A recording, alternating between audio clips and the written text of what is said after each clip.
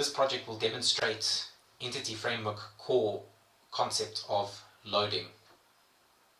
No loading, lazy loading, explicit loading, eager loading in .NET. It is a very simple principle that can be explained using this solution. The solution contains 3 projects: a console project called MyApp, a class project called MyApp.data, and a class project called MyApp.domain. MyApp is simply the runner program that contains the executable, where we will be running various methods here that utilize the entities and contexts that are defined in the other projects. Looking at myapp.data, it contains one file, one class, called myContext, which inherits from DB context. It contains 3 DB sets: customers, invoices, and items, as well as a connection string which specifies the database that we will be connecting to. In this case, it's a local DB, which you can think of as a very light instance of a full SQL local server. And that local DB with this connection string is shown here in the SQL Server Object Explorer. You can, of course, have any other database implementation included in the onConfiguring method. These entities, customer, invoice, and item, are shown in the myapp.domain project, and they each have their own class. It is a simple one-to-many relationship between customer and invoice. A customer can have many invoices. It has an ID, the customer has a name, and it has a collection of invoices.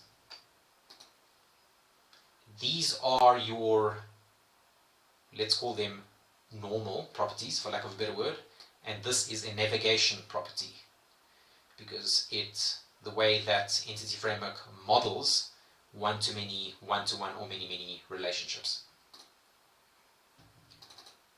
Looking at the invoice class, an invoice has an ID, an invoice code, and a customer ID. The customer ID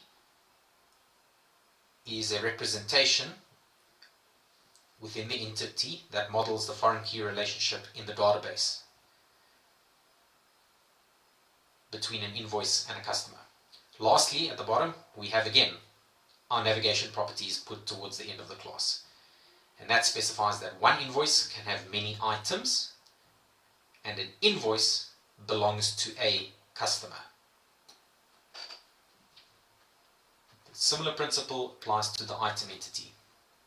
Our non-navigation properties get included first. So a unique identifier, again, goes first. Then the various other properties: description, the price, the foreign key representation of the entity, in this case is invoice ID, because an item is a child to the parent, which is an invoice, so it needs to have a reference to the parent. Finally, the navigation property. An item belongs to a parent invoice.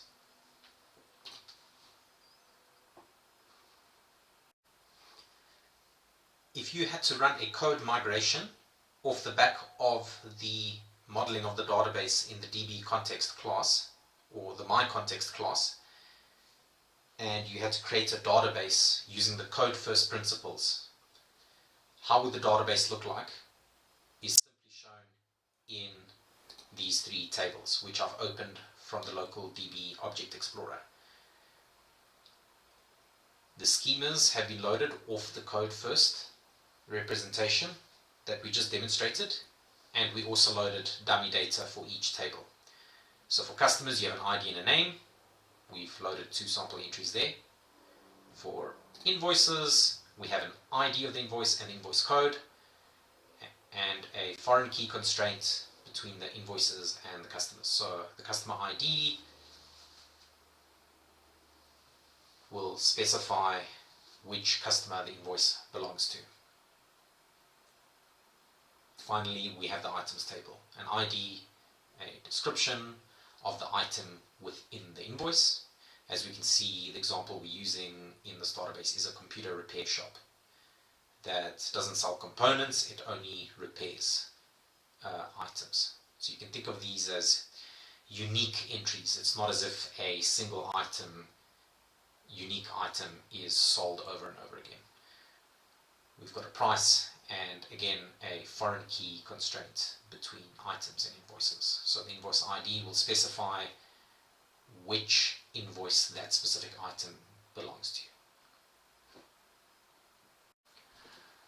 Right, so let's look at the first concept of not loading any entities, which is demonstrated by the no loading function, and then let's eager load entities. So what is it when you don't load anything? The DB context has invoices. So if we were to debug this, if you hit the F5 key, we run this program, and the debugger has hit this breakpoint here. According to our database, invoices has a relationship to customer as well as items. So if we open this list, and remember this query has been executed because we executed the toList method.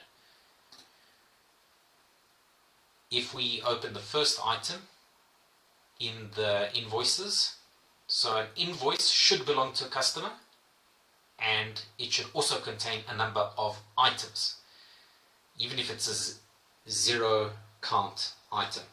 It should contain something, it shouldn't contain null. At least that's logically what we would expect of it. But surprise, surprise, what do we have here? We see here that the customer is null and the items is null. So we can see that the invoice almost seemed to be queried alone. There were no joins done in the background of entity framework. It didn't convert this method into a set of SQL commands that it loaded or joined customer and items. And that is all no loading means. It means we query invoices and invoices alone, such that the results that are returned in that list contain no instances of the navigation property. That sounds fancy, but if you look at the invoice entity, it has two navigation properties. It contains items and it also belongs to a customer. So if you don't use any loading, these two navigation properties will return null, which is what it has done here. Is it useful or not? Well, it depends what you want to do in your application. There are very limited use cases of it. So for instance, if you're only concerned with the core details of invoices, you're not concerned with what parent it belongs to or the nature or the count of the children that it has, in this case the items. What is eager loading? Eager loading means that all the related data for a given entity is loaded upfront from the database as part of the initial query. So what that means in the context of this example is if you want an invoice to contain the parent customer as part of the query and its associated children, and you want all of that information queried in one go and loaded into memory so that you can furthermore conduct any business logic, that is eager loading. So how do you load all the related data from the database as part of the initial query? So how do you eager load? It's exactly the same as the no loading process. So you specify the DB context, what entity you want, except that before converting it to a list, in other words executing the query, because remember the toList method executes the query to the database, you specify a number of includes. In this case, we don't want invoice to return null customers or null parent, and we don't want it to return null items. We want it to return those associated entities. So we say include the customer and include the items.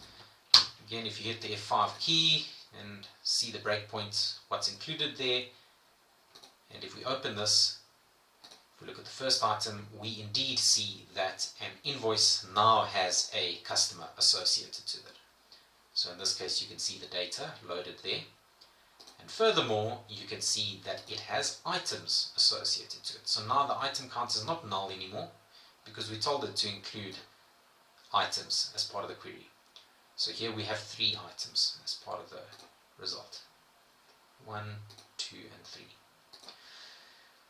In this case, the result of the SQL is all loaded into memory. So now that this is all in memory, you can conduct any business logic you want whatsoever, not only into the invoices, but its associated parent and children, that being customer and items. Eager loading is great because all the entities are loaded from the database into the entity as part of the initial query. And once it's in memory, you can conduct any business logic you want. So demonstrating the eager loading to method and hitting the first breakpoint, here we're doing the same as in the previous example. We're still eager loading, we're getting the list of invoices, but we want to load or eager load all the items associated with the invoices. Once this command is executed, it's all in memory, all the invoices as well as the associated items. So if you iterate through all the invoices, you're doing that purely in memory. You don't have to hit the SQL database iteratively. So if you step through this for each until the program is finished running, and you want to find out now what was the result of running this function, you can log the outcome of the entity framework commands to the console window using the log2 method in the DB context. I did just that now, and it was logged through a console app that is on my second screen that I'm going to put back up here. And we can see as a result of running the eager loading to method, only one command was executed, which was there where we've highlighted. Here we selected all the data from not just one table, but a joined table, a left joined table with invoice and items. So this command was executed right over here, and it was done once. Once that was loaded into memory, this list invoices, we could iterate through it. So you can see it's very efficient with regards to SQL calls. One SQL call and it's all in memory. It's not as efficient for memory, however, because all that data is loaded into memory up front. So if you decide to include other entities, it's going to bulk up your memory requirements. Because remember, if you didn't have the include statement, you would just load the data associated to the invoice table. So you would have a lower memory burden on your application. But nowadays memory is cheap, especially on the servers. So for this relatively simple include statement, it's not as burdensome on the memory.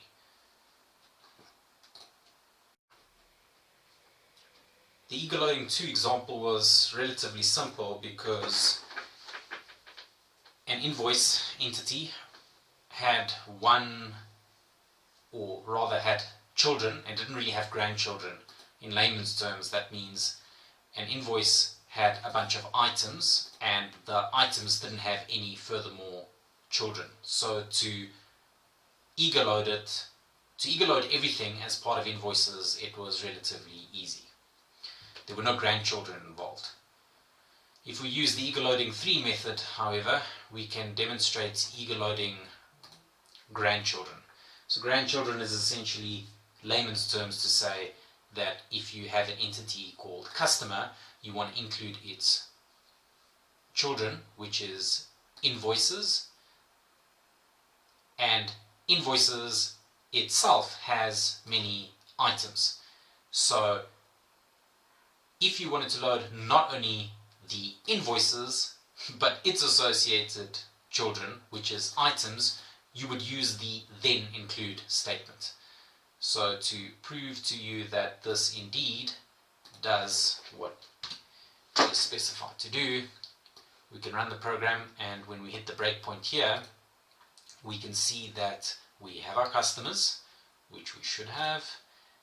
We have our children, which is invoices. And from the perspective of a customer, we have grandchildren as well, because we have items.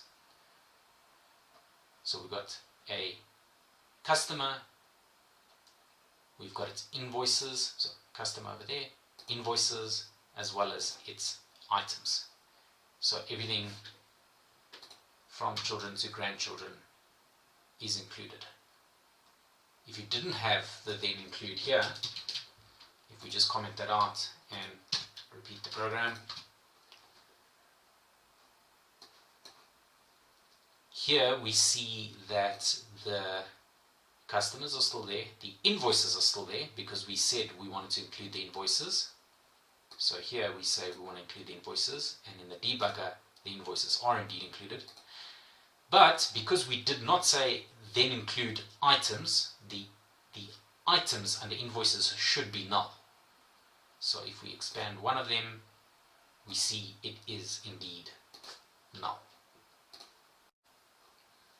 The last example for eager loading is contained in the method eager loading for.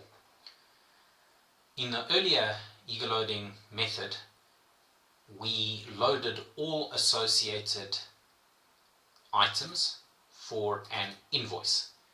What you can further do with eager loading is you can load certain items according to a condition specified in a where clause, and that is demonstrated in the eager loading for method.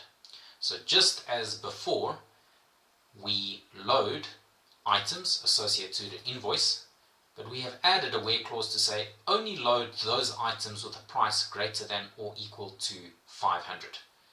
So if you were to run this program and hit the debug point at the end of the eager loading method, we see that the associated items are loaded, but only those where the price is greater than or equal to 500. So here, for example, we have 700, here we have 500. And you can carry on going down this list.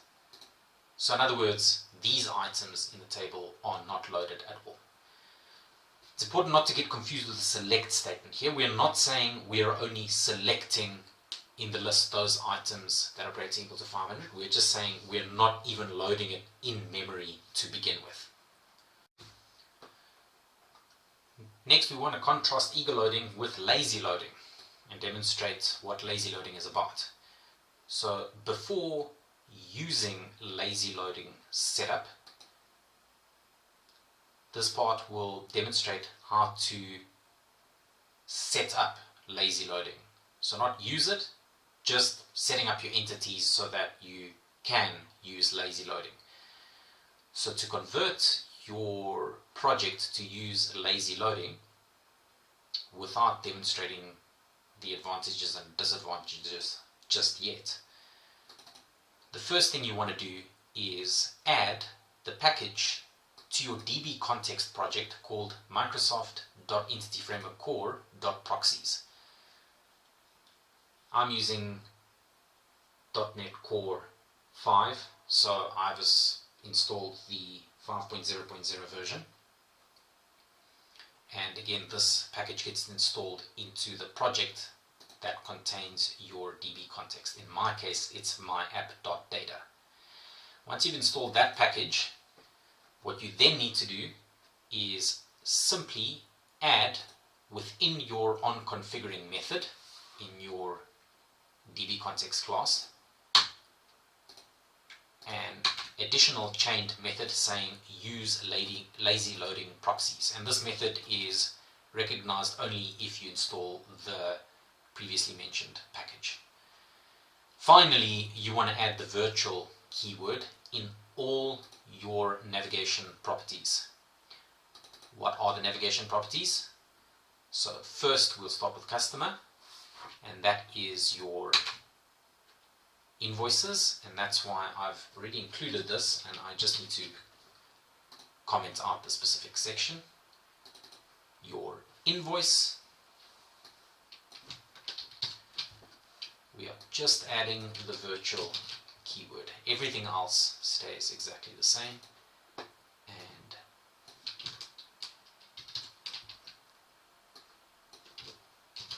there you go. It's that simple. Now you can use lazy loading. Now that we've set up lazy loading, we can demonstrate its operation in the lazy loading 1 method. Lazy loading is essentially the practice of delaying the loading of related entities until such a time that it's actually needed. In our example,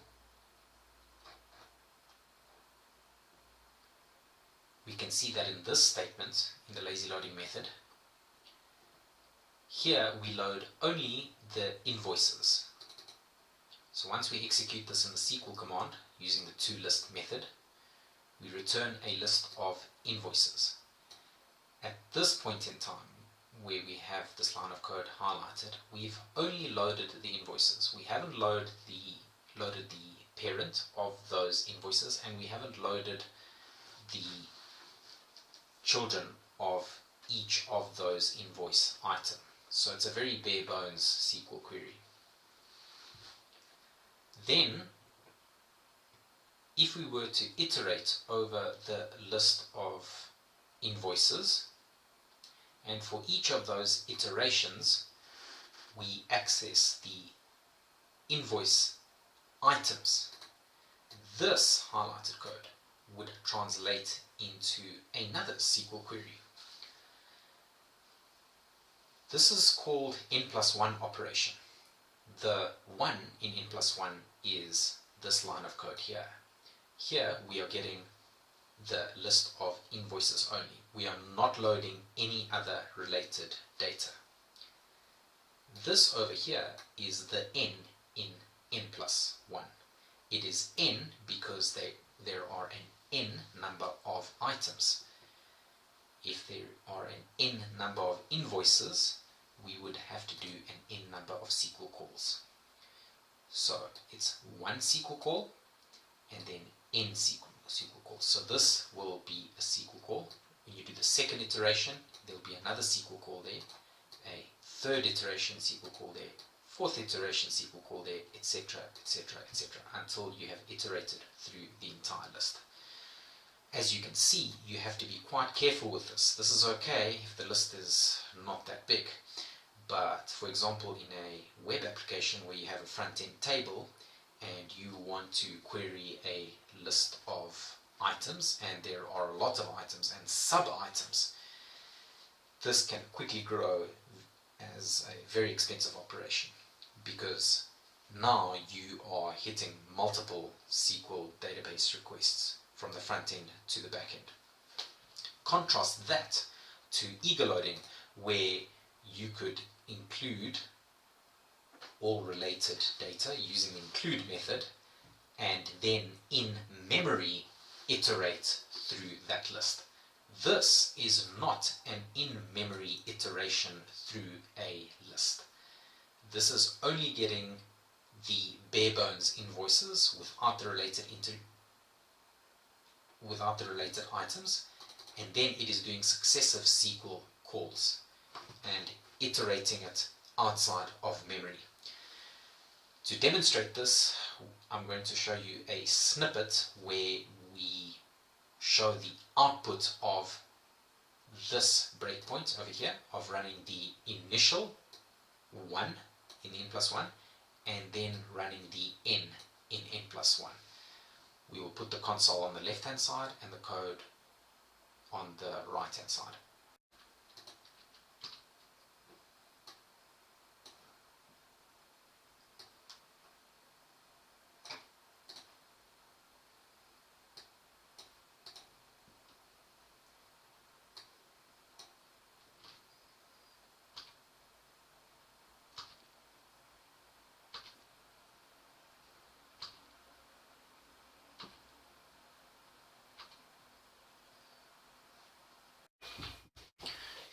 So if we recap the lazy loading 1 method and we disable the lazy loading configuration, as you can see, we have removed the virtual keywords and the necessary configuration. And if we had to run this program again,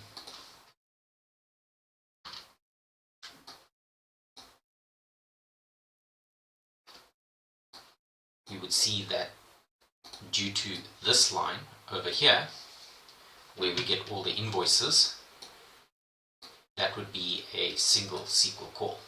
If we then had to iterate through this, the first iteration, notice how there are no additional SQL calls. Second iteration, another iteration, no further SQL calls. As you can see, it's not getting any SQL calls. And in fact, if you expand the invoice item, we can see the items is null. That's because lazy loading has been disabled.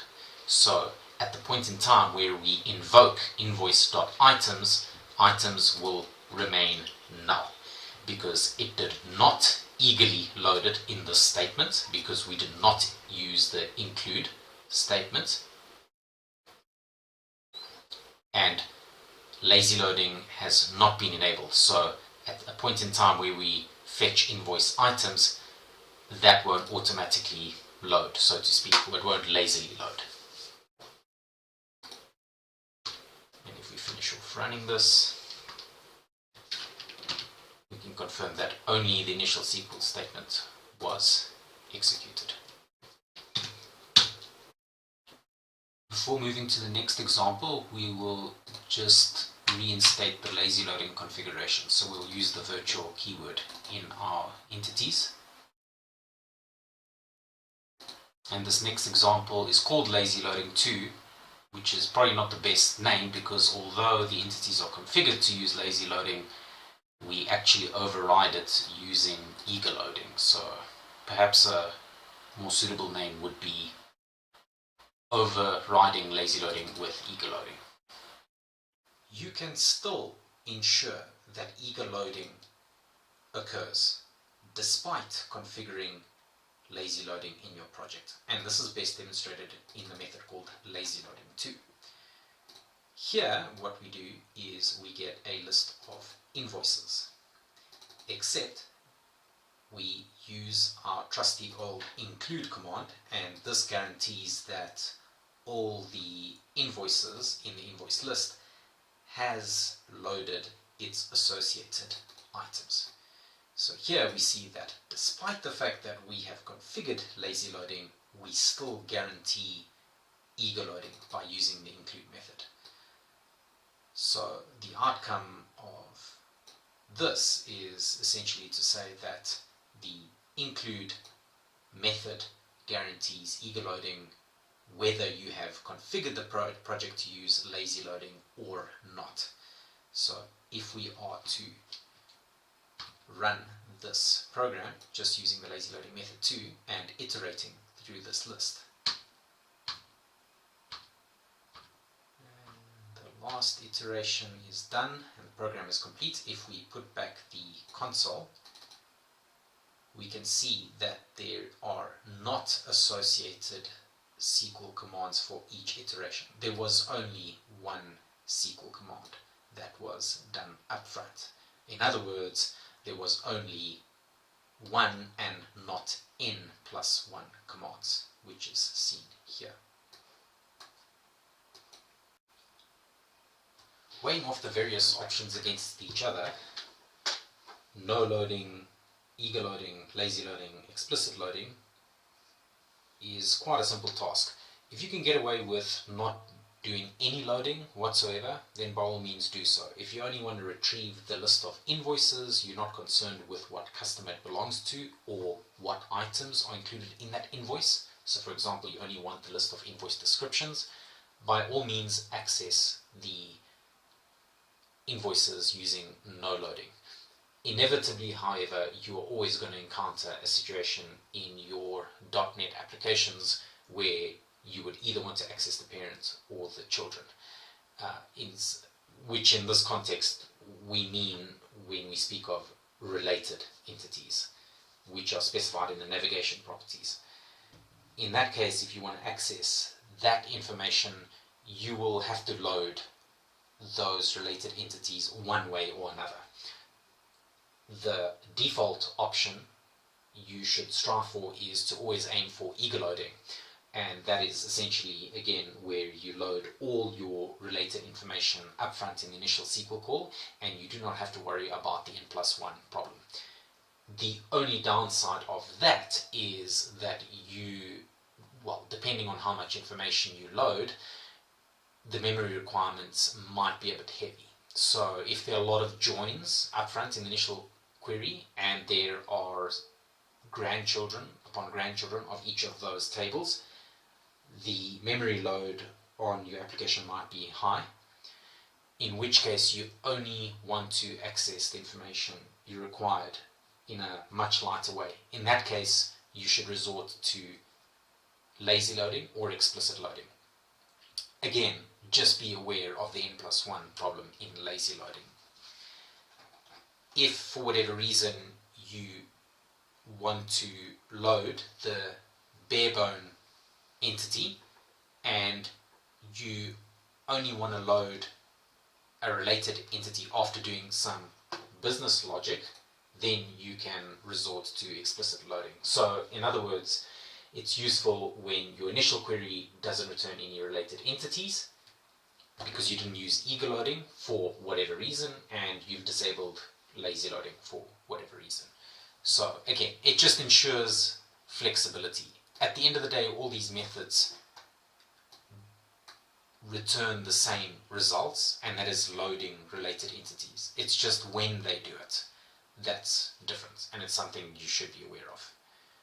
And hopefully by taking into account the relative advantages and disadvantages of each, your web app can be both simple, robust, and responsive.